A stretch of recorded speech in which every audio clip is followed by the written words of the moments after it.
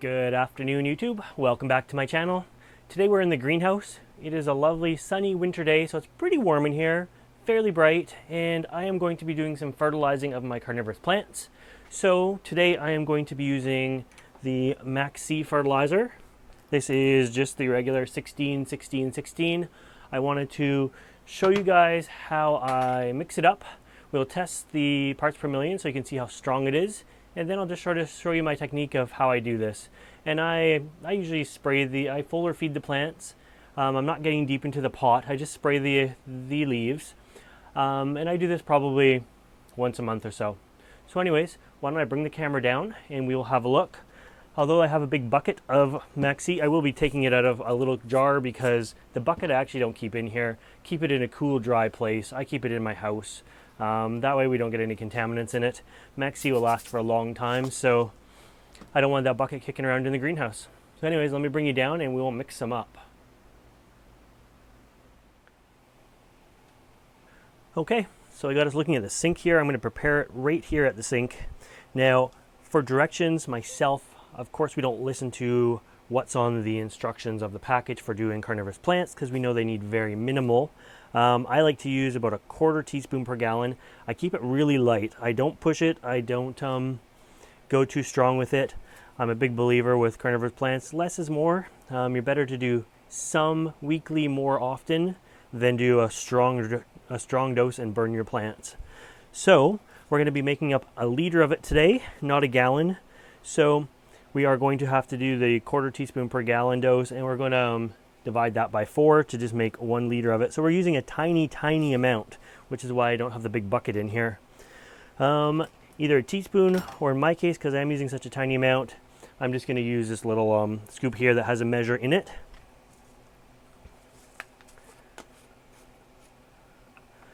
The fertilizer itself is kind of weird. There's pellets in there, there's seaweed in there. You can see like grains of clear crystals, which are probably like magnesium sulfate or something like that. I tried to grab, because I'm only doing a 1/4 dose, so I only want a 1/8 of this scoop. I'm going to just grab like a tiny amount. It looks like it's more than it actually is. On camera, it kind of looks like a lot. But yeah, so I'm going to do about that much.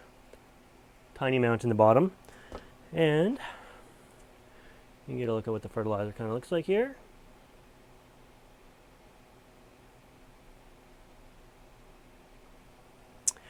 I am going to put it in here first.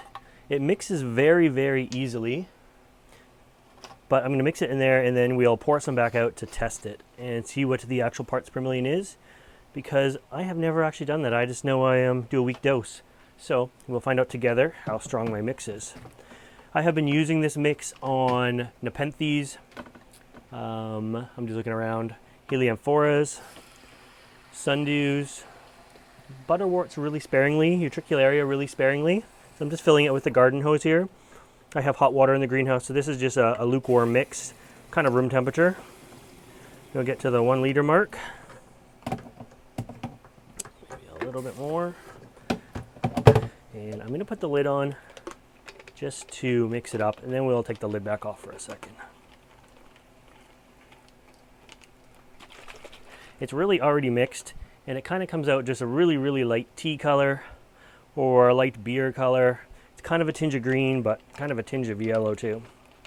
So that's really all it took. Even those round balls in the bottom are mixed up. They mix up very easily, very fast. Let's just take this back out. Pour some in here and get the total dissolved solids of my mix. My water these days has about 40 parts per million in it. I tested it yesterday, which is up over the years. I used to be able to say it had 25 parts per million, so sign of the times, I guess. So we have to subtract that from our measure here. And I am at about 183 parts per million. So subtract roughly 40, so I'm at like 143. So we can basically say 150 parts per million is what I am dosing at. Zoom back out here. Now I will get to this in here and we will get started on some spraying.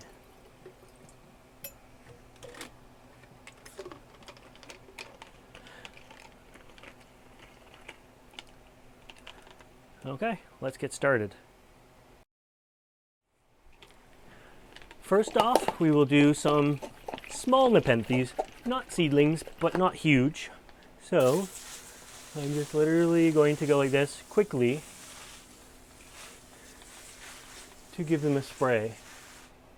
My goal is to not really saturate the media, the sphagnum moss on top. I do find with these plants, if you get the media too wet with this too often, algae starts to grow and it looks really unsightly. So it's one of the downfalls of using a fertilizer on your carnivorous plants. But that is how you foliar feed small nepenthes. And now in front of us we have some cool growing Drosera, some Adelaide, some Prolifera, Andromedas in there, and there's a few utricularies in the front here, some Reniformis and some Alpina. So again, I just go quickly like this, and that's all I'm going to do for those guys. Really quick, I wet the leaves but not the media, and I move on. Okay, here we have a few Heliamphora, a little bit bigger plants, not tiny. A few nice orchid flowers in the way this time.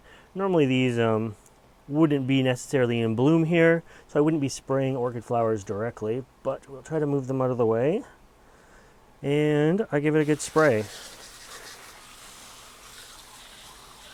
And so with these guys, they're bigger plants. They can take a little bit more nutrients, and I stick around a little bit longer and even get some right in the pitchers.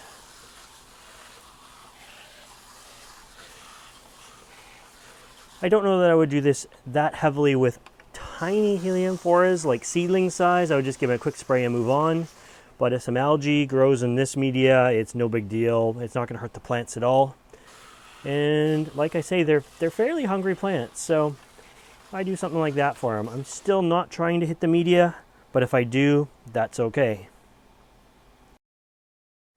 Here we have a few seedling nepenthes, and again, it's going to be light and quick. We're not trying to fill pitchers, we're not trying to do anything like that. But now we can get a look here at some of the repercussions of a foliar feeding. So you can see the moss grows really quickly and can outcompete smaller seedlings. And sometimes we just get an unsightly algae growing in here like this. I don't like it much. I don't think it really hurts the plants, but it looks kind of gross. And being they're always moist, it always is, it's always a worry for me anyways, but that is how we do some seedling nepenthes really quick.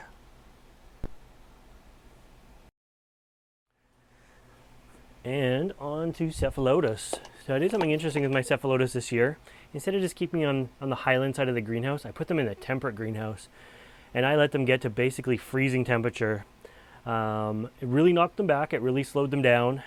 It really browned out some pitchers, but since being back in the new greenhouse, there's lots of new growth returning, so that's nice. But yeah, I'm also trying, you can see an LED light back there on some of them. But I go really quick. I don't spend a lot of time on my cephs with this stuff. It's not like the Helis, just more like a seedling nepenthes. I haven't tested with these guys to see if a squirt in the mouth is going to do any damage. Whoops. But I don't think it will. Worst case, it would just kill the pitcher. So there we go, but I still try to avoid hitting the soil, hitting the media.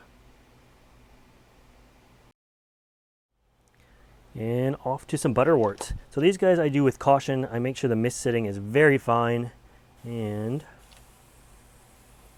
that is about all I do for Butterworts. And thus far, I have had no problems, but I don't press my luck by doing it too strong. They seem to grow and bloom, so doesn't seem to be hurting them so far. And yeah, that is about all I do on my Butterworts.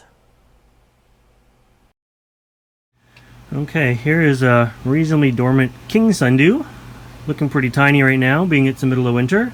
But for this guy, again, I don't want to spray the media too much, so when I can, I turn the plant sideways.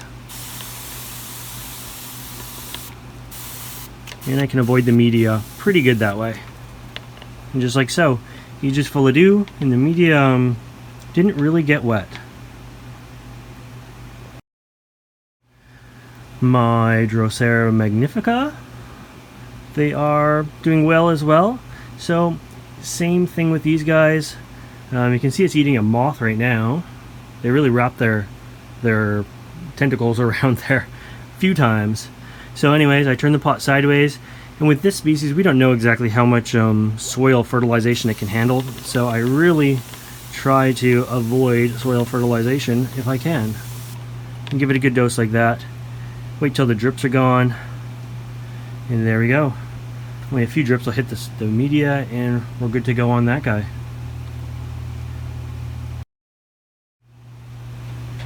One last pot of Sundews. This is Capensis broadleaf or wide leaf I believe.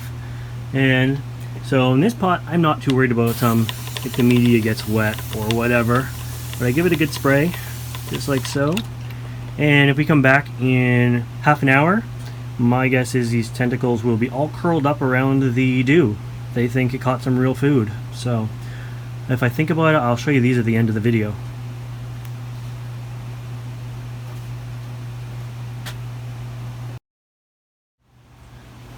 Okay, and I think this is where we can probably stop for now. These are just some larger nepenthes. So you can see my Edwardsiana's just here. I'll give it a good spray like this, trying not to get the media wet. I don't mind spraying in the pitchers a little bit for these guys, and I'm going to just sharpen my stream a bit so it sprays a little faster. And I'm just going for spraying the leaves. And I spray above your head there and get all the vines and the tendrils and the pitchers and everything, just sort of soak it up. The last little bit here, they're kind of locked in place, but I'll spray these guys because I'm here anyways. And yeah, there we go. So there's some examples on how I use foliar feeding Maxsea. And again, we've looked at the parts per million of it, and I do this about once a month or when I remember. Sometimes it's more, sometimes it's less. But anyways, I hope you like this video, and if you want to see more videos like this, make sure you subscribe to my channel.